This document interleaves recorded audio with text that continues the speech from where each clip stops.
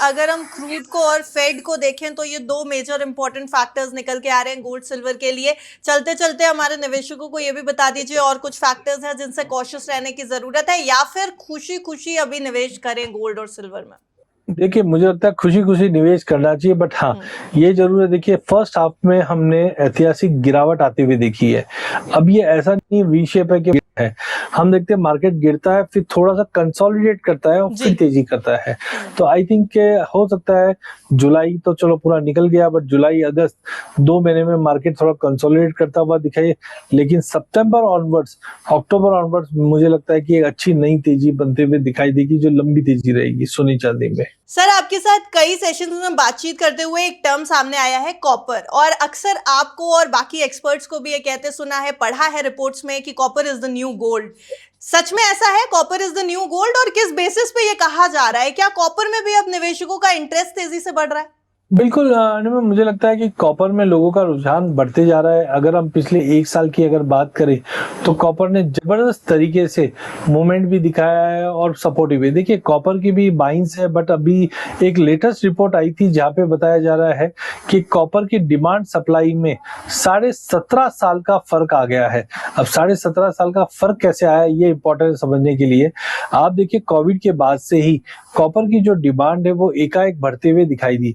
अगर मैं जुलाई 2025 की अगर बात करूं तो कॉपर के भाव करीबन 860 का भाव था, और अभी हमने देखा भी था ये साल करीबन 70% से ज्यादा की तेजी दिखाकर अब मार्केट करीबन 60% की तेजी अभी दिखा रहा है।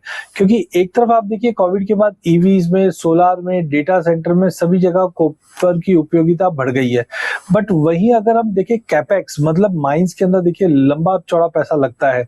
कोई नई माइन नहीं आई है, और जो माइंस पड़ी है उसमें लेबर इशू है, सल्फरिक एसिड इशू बीच में आ गया था। इसकी वजह से हमें लगता है कि एक लंबी तेजी कॉपर में बनते हुए दिखाई दे सकती है। जो लोग चुक चुके हैं सोने को वो चांदी की तरफ जाते हैं, क्योंकि चांदी को हम पुअर्स मैन गोल्ड भी बोलते हैं।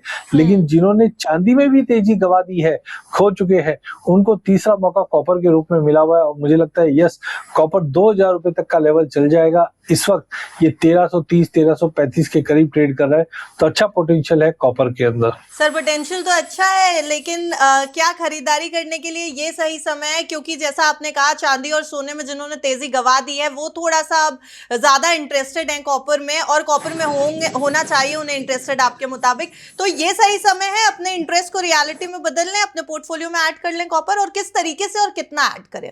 देखिए एक यस, चाइना के इंपोर्ट्स हमने ड्रॉप होते हुए देखे, कंसर्न्स है, ये सब सही है, लेकिन सप्लाई कंसर्न्स मुझे ज्यादा लग रही है। और जैसे देखिए इकोनॉमी सही पटरी पे आएगी ना, आप देखोगे ईवी में, सोलार में, सेमीकंडक्टर में जो डिमांड है ना वो जबरदस्त तरीके से बढ़ जाएगी।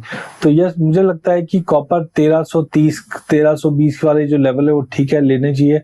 1260 के स्टॉप लॉस से ऊपर में अगर कोई 3 से 4 महीने का अवधि लेके चले तो मुझे लगता है ये 1650 तक का भी लेवल आराम से क्रॉस कर जाए। Thank you so much Ajay sir, हमारे साथ आज जुड़ने के लिए, सोने चांदी के बाजार में क्या कुछ हो रहा है ये बेहतर तरीके से समझाने के लिए, और भी निवेशक क्या करें ये भी मुझे लगता है वीडियो में काफी कुछ क्लैरिटी हमारे व्यूअर्स को मिल जाएगी। थैंक यू सो मच, बहुत बहुत धन्यवाद।